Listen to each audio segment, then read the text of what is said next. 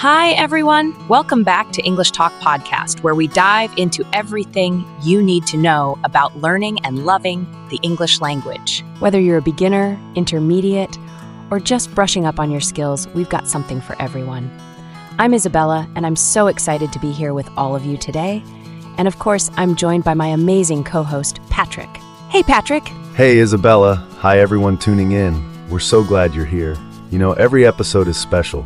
But today's topic might be one of my favorites because it's something everyone can relate to. We've all been there, whether it's saying the wrong word, tripping over grammar, or just staring blankly when someone uses a phrase we've never heard before. It happens to the best of us. Oh, absolutely. I mean, I remember when I first learned English, I accidentally said, "I'm boring" instead of "I'm bored" in front of a group of people. Let's just say I got a lot of strange looks that day. And you, Patrick? Any embarrassing stories to share? Oh, so many. One time, I was in London and told someone at a cafe, "Can you bring me the chicken soup?" instead of "check, please." Let's just say they were confused, and I didn't get my bill for quite a while. And that's exactly what we're here to talk about today, mistakes. Because let's face it, learning English, or any language, is a journey, and mistakes are part of the process. They're not something to be ashamed of. They're something to embrace. Exactly. Every time you mix up your grammar or mispronounce a word, you're actually moving forward. Mistakes are proof that you're trying, that you're learning, and that you're growing. In fact, some of the best learners out there are the ones who aren't afraid to make mistakes. Right. And you know, even native speakers mess up all the time. Think about phrases like could've instead of could have, or confusing there, and there. If native speakers can slip up, then it's totally okay for learners to make mistakes too. The goal isn't perfection, it's progress. That's such an important point, Isabella. And honestly, mistakes can be kind of funny sometimes, right? Like when someone confuses desert with dessert and ends up ordering a sand dune instead of a chocolate cake. The key is to laugh, learn, and move on. All right, so here's what we've got planned for you in this episode. We're going to dive into 3 big areas where learners tend to make mistakes. First up, pronunciation. Because who hasn't struggled with like through, though, and thorough? Then we'll move on to grammar, where we'll tackle those pesky rules that trip people up, like subject-verb agreement or confusing tenses. And finally, we'll explore vocabulary mistakes. Ever called someone your boss instead of your best friend? Or mixed up words like lend and borrow? Don't worry, we've got tips and tricks to help you avoid those awkward moments. By the end of this episode, you'll not only know how to avoid these common mistakes, but you'll also feel more confident in your ability to communicate clearly and effectively in English. And we'd love to hear from you. Stick around until the end, where we'll tell you how to share your own funny or memorable English mistakes with us. All right, grab your notebook, your favorite snack, or just sit back and relax. Let's dive into the fascinating, sometimes funny, and always educational world of common English mistakes. All right, let's jump into part 1 of today's episode, pronunciation pitfalls. This is such a fun one because, let's face it, English pronunciation can be, well, a bit of a roller coaster, right?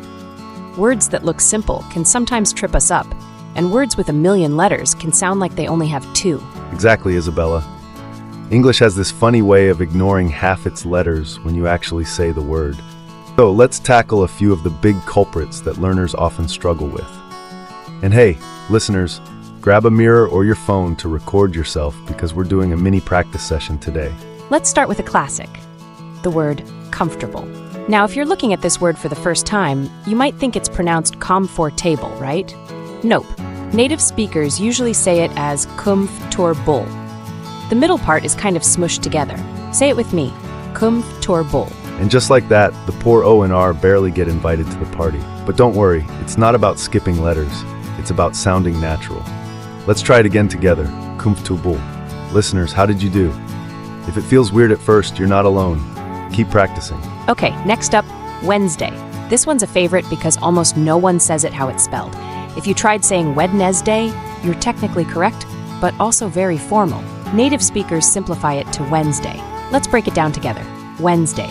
Easy, right? And don't worry if you've been saying it the long way.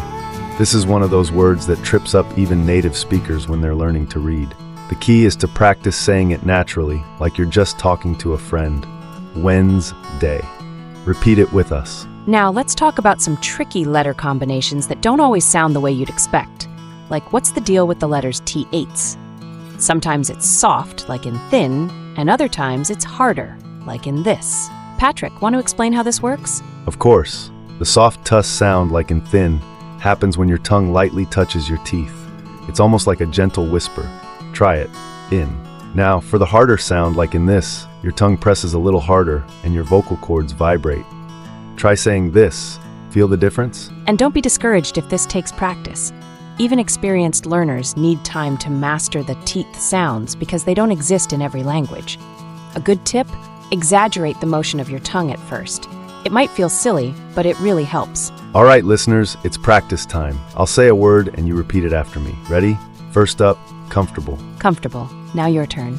Great, let's try another one. Wednesday. Say it with us. Wednesday. Nice job. Now here's a tricky one. Through. It's spelled T-H-R-O-U-G-H, but pronounced like through. Try it with us. Through. And one more for fun. Kernel. Yep, that's spelled C-O-L-O-N-E-L, but pronounced kernel. Let's say it together. Kernel. Weird, huh? Pronunciation might seem tricky at first, but with practice and a little bit of laughter, you'll get there. Remember, the goal isn't to be perfect. It's to communicate clearly and confidently. Absolutely. And don't stress about making mistakes.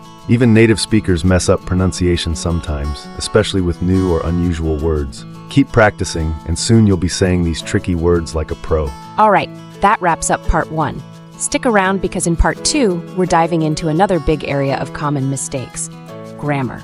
We'll talk about those pesky rules and how to tackle them with confidence. Stay tuned. Welcome back, everyone. Let's dive into part 2 of today's episode, grammar gaffes. Grammar, the set of rules we all love to hate, right? It's like the referee in a sports game, necessary for structure. But sometimes it feels like it's just there to call you out on your mistakes. Exactly, Isabella. And let's be honest, English grammar has its fair share of tricky rules and exceptions to those rules. But don't worry, we're not here to overwhelm you. We're here to make it manageable and maybe even a little fun. Let's kick things off with one of the most common grammar issues: subject-verb agreement. It's the simple idea that the subject and verb in a sentence should match in number. For example, we say, he walks to school, not he walked to school. Easy, right? Sure, it sounds easy, but it can get tricky with words like everyone or nobody, which seem plural but are actually singular. For example, everyone loves pizza, not everyone loves pizza. Patrick, any quick tips? Absolutely. Always ask yourself who or what is the subject. If it's one person or thing, the verb needs an S in the present tense. If it's plural, no S needed. For example, the dogs bark, but the dog barks. Also, don't forget about collective nouns like team or family. These are singular, so you'd say, the team wins, not the team win. Got it. And if you're ever unsure, just double check your sentence by rephrasing it in your mind. It's a great habit to develop. All right, let's talk about misplaced modifiers. These are words or phrases that accidentally describe the wrong part of a sentence, creating some hilarious and confusing results. For example, I saw a bird flying through the window.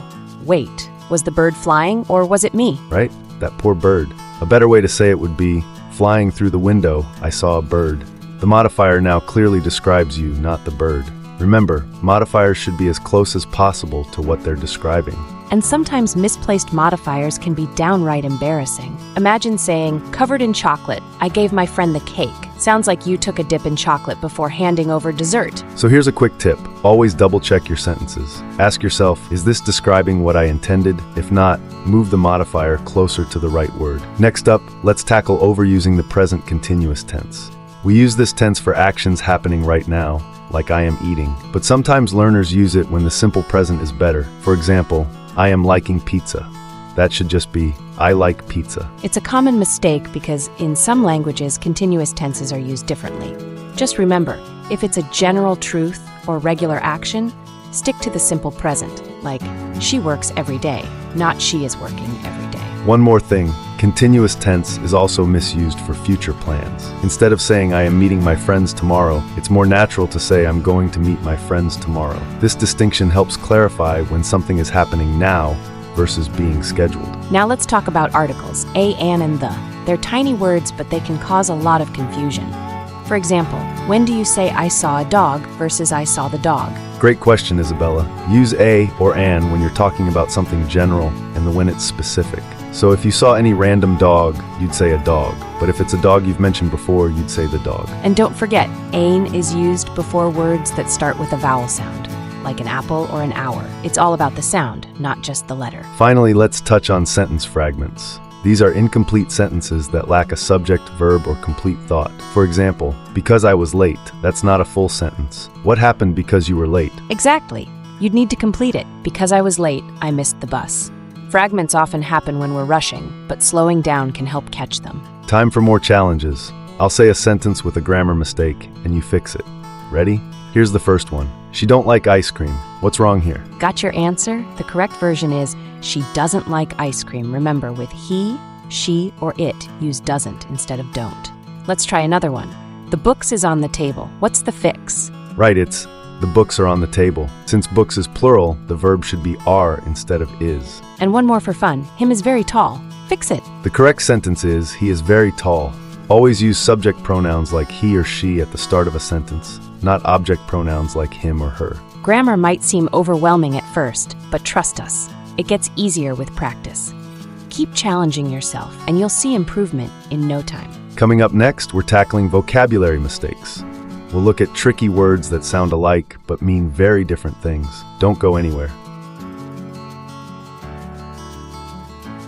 Welcome back, everyone. Now that we've tackled pronunciation and grammar, let's jump into our third and final part, vocabulary missteps. English vocabulary can be a maze, with words that sound the same, look similar, or mean completely different things depending on context. Don't worry though, we're here to help you navigate it. That's right, Patrick. English loves to throw curveballs with homophones, false friends, and phrasal verbs. But by the end of this section, you'll feel much more confident about spotting and avoiding these tricky pitfalls. Let's start with homophones. These are words that sound identical but have completely different meanings and spellings. For example, there, and there. Let's break it down. There refers to a place, like, the book is over there. There shows possession, as in, their house is beautiful. There is a contraction of they are, like, they're going to the park. It's easy to mix these up, but context is your best friend here. How about another example, to, and to? Listeners, can you think of when to use each one? Here's a quick cheat sheet. To is a preposition, like I'm going to the store. To means also or excessively, as in I want to come to. To is the number 2, plain and simple. And my favorite homophone confusion, right and right. Just remember, right is what you do with a pen, and right is the opposite of wrong. Unless you're left-handed, then everything's opposite anyway. Now let's talk about false friends. These are words that look or sound like they should mean the same thing in 2 languages, but actually don't. For instance, in Spanish, actual means current, not real. In English, it's the opposite. It means real or genuine. Confusing, right? Here's another classic example. In French, library sounds like librairie, but they're not the same. A library in English is where you borrow books, while a librairie in French is where you buy them. Little traps like these can trip you up. Don't feel bad if you've fallen for false friends before. It happens to everyone. The key is to always check the meaning in context or use a reliable dictionary to double-check. Let's move on to tricky synonyms. These are words that seem similar but have subtle differences in meaning. Take big and large, for example. Both describe size, but big is more informal, while large is used in more formal contexts. Another one is start versus begin. They mean the same thing, but begin is slightly more formal. You might say, let's start the game, but in a speech you'd say, let us begin. It's subtle, but these nuances can elevate your fluency. And then there's look, see, and watch. These seem interchangeable, but they're not. Look means to focus your eyes on something. Example, look at that beautiful sunset. See is more passive, like I see a bird flying by. Watch involves more attention, like I love to watch movies. It's all about intention and focus. Phrasal verbs, the bane of every English learner's existence. These little combos of verbs and prepositions can completely change meaning. For example, give up doesn't mean to physically hand something up. It means to stop trying. Turn up isn't just about volume. It can mean to appear unexpectedly, like he turned up at the party. Another tricky one is take off. It could mean removing clothes, as in take off your jacket, or it could mean an airplane departing. The plane took off. And in slang, it can mean to become successful, like her business really took off. To master phrasal verbs, I suggest grouping them by theme, like travel, work, or emotions. And remember, practice makes perfect. Use them in sentences often to make them stick. Finally, let's cover some commonly confused words. How about affect and effect? Affect is a verb meaning to influence something. The weather affects my mood.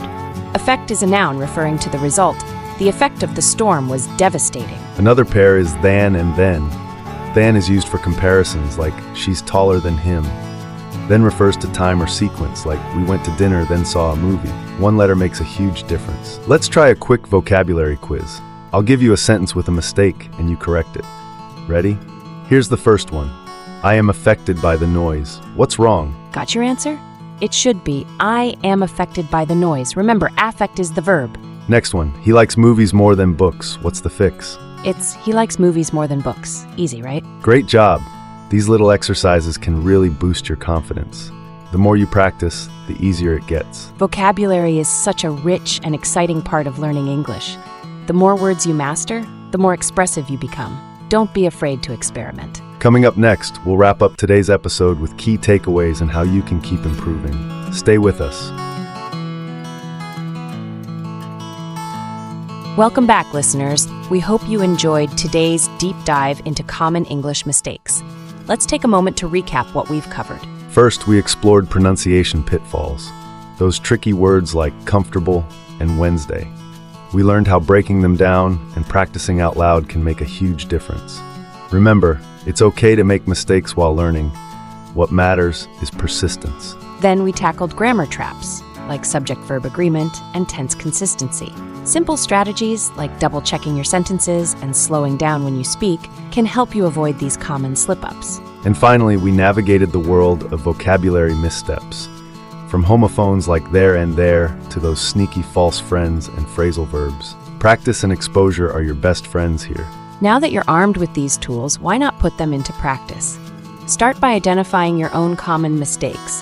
What do you trip up on the most? Once you know, you can focus on improving those areas. And don't be afraid to engage with others in English. Join online forums, connect with language partners, or even try talking to yourself in the mirror. It's all about building confidence. Before we go, we'd love to hear from you. What are some English mistakes you've struggled with? Do you have any funny stories or tips to share? Head over to our social media and join the conversation. And stay tuned for our next episode, where we'll dive into English idioms and expressions. You'll learn how to spice up your conversations with phrases like break the ice and hit the nail on the head. Trust us, you won't want to miss it. Remember, learning a language is a journey, not a race. Mistakes are proof that you're trying, and every step forward counts. Keep going. You're doing amazing. Thanks for joining us on this episode of English Talk Podcast. Keep practicing, stay curious, and we'll see you next time. Take care. Bye for now. Bye for now.